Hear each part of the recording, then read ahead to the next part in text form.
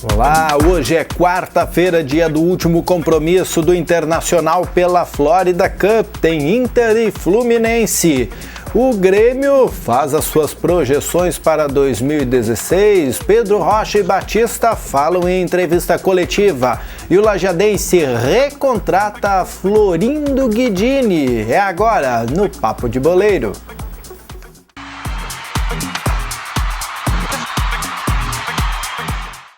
E o lajadense tem em sua casa mata Diogo Botti, Florindo Guidini, novamente? Novamente. É um velho conhecido torcedor, né, Márcio, de outras temporadas até. O Florindo Guidini, outra vez que trabalhou no Alves Azul, era estádio florestal ainda, né? Sim. Então agora retoma aí os trabalhos no lajadense. Ele assumiu ontem a questão da preparação física do clube, entra no lugar do Moacir Alves, que acabou deixando aí por motivos que não foram explicados pela diretoria. Mas o certo é que o Guidini está de volta. O Guidini chegou a viajar com a proposta lá para o centro do país, acabou não se acertando, acabou saindo, integrava a comissão técnica de um treinador, o treinador acabou saindo, ele saiu junto com o restante que faziam parte dessa comissão técnica. Então o Florindo Guidini está de volta ao Alves Azul e agora comanda lá do Rodrigo Carpegiani aí, a comissão técnica do lajadense para a abertura desse gauchão. E o Guidini é de um tempo que o lajadense, nós até já fizemos matéria aqui, não era ele, mas já fizemos matéria no Jornal Informativo dizendo da qualidade física dos jogadores do lajadense. E isso não vem só de agora, né? Vem pelo menos desde a época do Guidini aqui no Florestal. Na verdade, houve sempre uma renovação, assim, a gente sempre procurou profissionais, até com a estada do Luiz Carlos Vinck aqui em Lajeado. Houve profissionais que, vamos dizer assim, que tinham uma filosofia diferente de trabalho, né? O Guidini hoje tem 55 anos, a gente está falando de profissionais que de 30 e poucos e tal. Claro, ele tem um cara reciclado, né? Sim. Ele se reciclou no meio dessa profissão e tudo mais, teve passagem para o Passo Fundo, outros clubes aí de fora do estado. O certo é que é um profissional que, se ele foi trazido para o lajadense, além de ser conhecido já da direção, do Everton, do próprio Nilson aí, é um cara que tem a cancha, né? Que sabe como conduzir um trabalho e tudo mais. Então, até no retorno do lajadense à Série A, aquele marco lá no ano de 2011, era ele o preparador físico, né, naquele ano que o lajadense subiu e teve uma boa campanha e continuou, depois recebeu proposta para sair, acabou se desligando do clube, mas o certo é que agora retorna aí a casa o Florindo Guidini. É um baita profissional, a gente espera que dê certo, dê continuidade. Certo, a gente sabe o que vai dar, né, que dê continuidade ao trabalho ao lado do Rodrigo Carpegiani. É isso aí, é importante sempre o lajadense que tem agora no primeiro semestre compromisso com o Gauchão e Copa do Brasil. Copa do Brasil. Exatamente, Copa do Brasil contra o Figueirense, o adversário. Datas ainda não foram definidas. Falar nisso, Diogo, pois nós não tínhamos comentado isso. Tinha Fluminense, Flamengo, Vasco, Cruzeiro. Santos não, mas enfim. Santos tinha, Santos, Cruzeiro, Atlético Paranaense. Até o Barcelona, acho que estava na lista. Veio Figueirense. Até certo ponto, sorte e azar, né? Teoricamente um azar por ser um adversário, devemos dizer, de menos nome, né? Com relação a esses outros que tu falaste. Mas é um adversário que de repente aí dá uma zebra, a gente acaba passando de fase, né? Daí a gente está falando de R$200 mil a mais nos cofres do Alves Azul em caso de classificação para a segunda fase da Copa do Brasil. Sorte e azar, né? Sempre bom, né? Sempre bom. Sempre bom. Um dinheirinho a mais sempre valendo. E também tem a questão de que talvez o lajadense nem possa jogar aqui no estádio Alves Azul. Tem essa questão, o lajadense, lembrando o torcedor, foi punido ainda pelaquela ocasião do jogo contra o River do Piauí, pegou 8 jogos de penalização. A diretoria, o departamento jurídico recorre dessa decisão tomada junto à CBF. O certo é que não tem uma decisão final ainda desse recurso, mas teoricamente hoje o lajadense estaria não podendo jogar em seu estádio. Aí, certo, mais Casas de Caxias, talvez tanto o Alfredo Jaconi quanto o Estádio Centenário sejam as opções mais próximas aí para estar levando essa partida da Copa do Brasil. Então 8 jogos, se reduzir a pena vai passar para 3, para 6, mas dificilmente o lajadense nesse ano vai disputar algum jogo em nível nacional em seu estádio. Ainda assim, provavelmente 2016 e 17. Aí vai a questão, aí se volta, vai ter um retorno para a Série D, né, que daí, porque pegando hoje com a decisão como está de 8 jogos, tem muito jogo para acontecer no lajadense, como não tem esse costume nem tá entre os grandes aí, tá disputando competições nacionais todos os anos, né, essa pena talvez seja reduzida aí, a gente fala em 5 anos, vamos dizer assim, para disputar 8 jogos, sabe? Sim. Então realmente é um problema que se fez aí em virtude dessa punição, mas a gente aguarda um desfecho favorável favorável ao time do Alviazul. Se não der para tirar a pena, pelo menos reduzir. Tomara. Hoje à noite, ainda nessa quarta-feira à noite, nós vamos acompanhar o Internacional e Fluminense. Nós, eu digo, gaúchos e todos brasileiros, enfim, são dois times do Brasil que vão estar na Florida Cup fazendo a sua última partida por esse torneio. E os colorados vão poder ter uma noção, Diogo Botti, do que vem por aí no time principal. Hoje fecha a Florida Cup, né, Marcos? São os dois jogos envolvendo brasileiros, além de Inter e Fluminense, o Corinthians enfrenta o Shakhtar Donetsk, fechando a competição esses dois jogos, que já tem a taça na mão do Atlético Mineiro, que foi a única equipe que venceu os seus dois compromissos. O certo é que nessa partida o Argel deve colocar sim o time que ele considera ideal, pelo menos nesse início de temporada. O Inter corre atrás de alguns reforços ainda, entre eles um centroavante, mas ainda não tem esse nome confirmado. Tentou o Leandro Damião, tentou o André, também do Atlético Mineiro, mas nenhum desses nomes acabou fechando. O certo é que esse Inter de hoje vai ser uma amostra aí, até para início de Copa do Brasil, até início de Campeonato Gaúcho, e a fim de dar ritmo para o grupo, né? Tem algumas observações que estão sendo feitas, algumas mudanças devem ocorrer ao longo da partida, mas serão diferentes do que ocorreu na partida de estreia contra o Bayer Leverkusen. A tendência é que o Argel mantenha grande parte desse time que deve iniciar ao tempo que eles conseguirem, atuando em virtude da preparação física, né? Tem a questão do Anderson, que deve ser uma das opções que deve sair por lugar do Marquinhos, que é um jogador que vem dando uma resposta muito positiva ao longo dos treinamentos, jogador que veio do Cruzeiro, em definitivo, envolvendo uma troca com o lateral Fabrício, que já não tinha mais clima no Beira-Rio. Então o Marquinhos pode ser opção de velocidade no lugar do Anderson. Aí tem a questão do D'Alessandro, o Andrigo no lugar do D'Alessandro, o Alisson Farias no lugar do Sacha. São outras opções aí que no treinamento de ontem pela tarde, dos últimos aí antes dessa partida, o Argel indicou essas possíveis mudanças aí no grupo colorado. O certo é que o Inter está definido, tem poucas mudanças. O Hernando é a mudança mais significativa, ele sai em virtude de uma lesão na panturrilha. O Hever será o companheiro do Paulão na defesa. O resto, a equipe está definida, será a mesma que iniciou a partida contra os alemães. Falaste em treinamento, Diogo Botti, vamos assistir aí uma matéria de uma colega de sorte, né? Foi junto com os jogadores lá para Flórida. Curtiu os Estados Unidos, veio o Mickey. É verdade. Então, acompanha a matéria aí sobre os treinamentos do Colorado, o último antes do jogo dessa quarta-feira. E o Internacional realizou o seu último treinamento antes de enfrentar o Fluminense pela Florida Cup, aqui no local do jogo, o Lockhart Stadium. Confira como foi.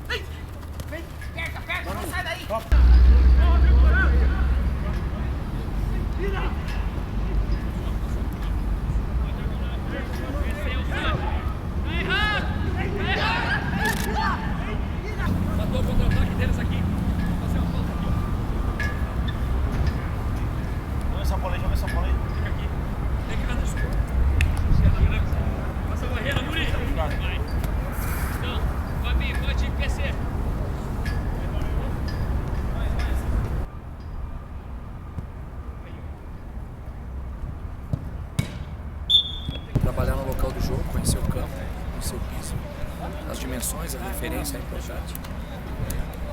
E amanhã a gente tem um bom jogo, um bom teste, para dar seguimento à nossa pré-temporada, mostrar uma evolução já na parte física, na parte técnica, na parte tática. Estamos preparados aí para fazer uma boa partida. A gente vai buscar uma vitória, né, nesse segundo amistoso de 2016, para pegar a confiança que você.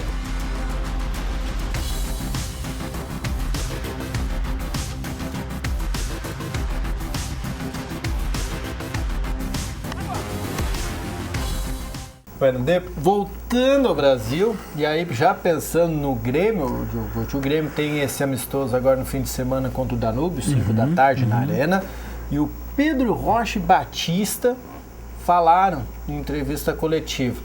Nós vamos mostrar em seguida. Mas a gente adianta que qual é a projeção deles? Os gurizinhos só falam em coisa boa, Diogo. Na verdade, o discurso interno do Grêmio é de coisas boas, né? Ainda que o Grêmio não tenha trazido um grande jogador para essa Libertadores, a aposta do presidente Bolzan é na manutenção daquele grupo que fez valer sua capacidade dentro do Campeonato Brasileiro e acabou conquistando o 3º lugar no final das 38 rodadas. Mas eu acho que, assim, analisando a Libertadores como um todo, o Grêmio precisava mais. O Grêmio precisava ter peças de reposição. A gente sabe que o argentino entra com o pé pro cima da bola, a gente sabe que a altitude do Equador prejudica, a viagem ao México também desgasta bastante. Sem contar a surpresa, que o México é sempre exatamente, exatamente. A gente nunca espera que os times de lá possam aprontar. Então, assim, o Grêmio ele tem um time muito bom, um grupo que encerrou o Brasileiro, a base foi mantida, isso foi excelente, só que faltava um acréscimo aí de alguns jogadores que pudessem dar uma cancha maior para essa meninada. Tanto pro Luan, o Juliano é um jogador de um pouco mais de experiência, mas o Wallace, lateral direito, que chegou aí na vaga do Galhardo, um jogador de apenas 21 anos. Na defesa aí a gente tem o Fred, o Cadu, são jogadores que buscam ainda uma afirmação ao lado do Pedro Jeromel. Então o Grêmio se reestruturou muito pouco com relação ao que precisaria, vamos dizer assim, teoricamente dentro para a disputa de uma Libertadores. A Libertadores é um campeonato que desgasta bastante, que exige muito do grupo, e o Grêmio hoje não parece tão pronto assim para encarar uma competição como essa. Claro, posso estar mordendo a língua hoje, é em janeiro ainda, né?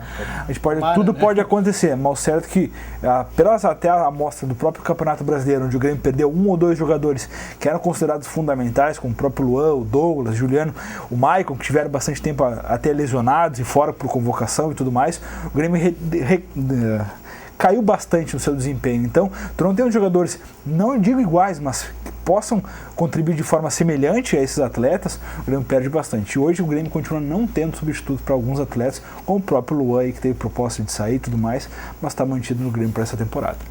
A Copinha São Paulo, que a gente viu, o Grêmio caiu diante do Ituano, né? Diante do Ituano, exatamente. E o Internacional foi um pouco adiante, caiu diante do Corinthians. É de preocupar o futuro da dupla Grenal ou a base não significa tanto? Na verdade, a Copinha são campeonatos à parte aí, que de início de temporada e tudo mais. A gurizada, assim como os times profissionais, também vinham de férias, entendeu? Entre safra de competições e tudo mais. Então, não dá para cobrar tanto. Claro, a Copinha é um campeonato de maior visibilidade, vamos dizer assim, em função de televisão, em função de reunir muitas equipes. Mas, realmente, a base tanto do Inter quanto do Grêmio, todos os anos tem revelado os jogadores. Jogadores que têm completado o grupo profissional, né? Tu falou do Pedro Rocha, que nós vamos ver daqui a pouco na entrevista coletiva aí, foi um jogador que disputou a Copa São Paulo, né? A gente fala do Andrigo no Inter, aqui o cara de estrela, Alisson Farias, do próprio Rodrigo Dourado, titular hoje do meio campo do Argel, todos os jogadores disputaram a Copa São Paulo. Então, a Copa São Paulo não serve para dar visibilidade a um time todo, mas ela serve para revelar 1, 2, 3 peças no máximo. Beleza, vamos ver então o Pedro Rocha e o Batista aí do Grêmio em entrevista coletiva, falando sobre a projeção de 2016. Mesma pergunta para vocês dois. Início de temporada, né? Um trabalho mais puxado, um trabalho forte do ponto de vista físico. Como é que está sendo para vocês esse começo? Está sendo muito bom, né? Essa preparação aí, junto com o professor Rogerinho. Então, a gente cada dia mais está se preparando mais, se condicionando melhor para futuramente ter um ganho nos jogos. Está sendo muito bom, uma grande experiência para mim, que eu possa fazer um bom trabalho e estar à disposição do Roger aí. Pedro, Batista, queria saber de vocês, a gente vê nos trabalhos o pessoal sempre brincando bastante, né? A gente não vê vocês, Batista agora, mas você, Pedro, disputou bastante vaga no time ano passado, mas não por isso que ficou um clima ruim, vocês se dão muito bem. Eu queria saber de ti, que está há mais tempo no grupo principal, quem é que organiza quem é que deixa esse clima amistoso no vestiário, se é todo mundo, ou se tem alguém específico que puxa para brincadeira, que não puxa, como é que funciona isso? É sempre bom, né, ter um ambiente de trabalho descontraído. Então, como você falou, desde o ano passado a gente sempre foi um grupo muito unido e nem por isso a gente disputa a vaga de forma desleal ou algo assim. Então, sempre tem uns que puxam a resenha mais ali, que é o Edinho, os caras, o Marcelo Oliveira, mas sempre de forma sadia. Batista, como é que é chegar agora da base para um grupo que é assim, descontraído? É mais leve chegar num grupo assim? É mais fácil? Sim, é muito bom. Você sente mais solto, mais leve e é bem mais tranquilo para trabalhar. Batista, é notório que o Grêmio está buscando um atacante no mercado e você veio da base, agora vai fazer parte do grupo principal. Você se sente pronto daqui a pouco, caso o técnico Roger precise de você? A gente viu você atuando, né, contra o Sindicato dos Atletas, viu também as suas atuações nas categorias de base. Você acha que pode ser esse atacante que o Roger busca? Tem que estar sempre pronto, né? Porque a hora que sair a oportunidade é aproveitar e fazer o meu melhor. Pedro, no ano passado, assim como o Everton, vocês ficaram ali buscando uma vaga no time titular. O Everton veio essa semana aqui, deu entrevista e disse que quer deixar de ser uma promessa, quer virar uma realidade. Você sente que também está na mesma levada, quer deixar de ser um jogador promessa da base para ser um jogador firmado e quem sabe até um titular? Com certeza, eu busco isso sempre, é o meu trabalho. Então, a gente disputou vaga esse ano passado, mas sempre de forma tranquila. E eu acredito que, trabalhando bastante, esse ano vai ser o meu ano de afirmação dentro do grupo. E eu estou trabalhando bastante para isso. Foi na empolgação da gurizada aí, em cima das perguntas dos jornalistas. Eles querem logo ocupar os seus lugares dentro de campo e também fazer o Grêmio bombar em 2016. Não seria diferente. Não seria diferente. São pagos para isso. O Pedro Rocha é um dos jogadores aí que vai brigar por titularidade esse ano de novo. Beleza, então tá aí. Então tá certo ele com esse otimismo todo. Nós vamos voltar amanhã, quinta-feira, depois do Redação Informativa, trazendo o resultado de Internacional e Fluminense. Quem sabe aí tirar uma febre do que o Inter tem para mostrar em seu time titular. Até mais. Abraço.